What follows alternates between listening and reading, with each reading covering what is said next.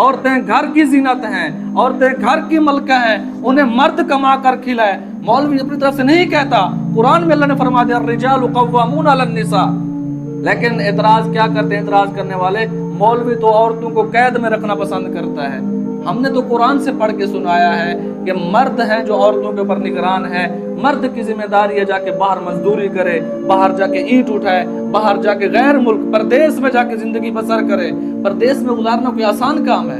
اپنے گھر کو چھوڑ کے جانا، والدین بوڑھے والدین چھوڑ کے جانا، بچے چھوڑ کے جانا، والدین کی لاش پڑی ہے، وہ بیچارہ پردیس میں ہے، آ نہیں سکتا۔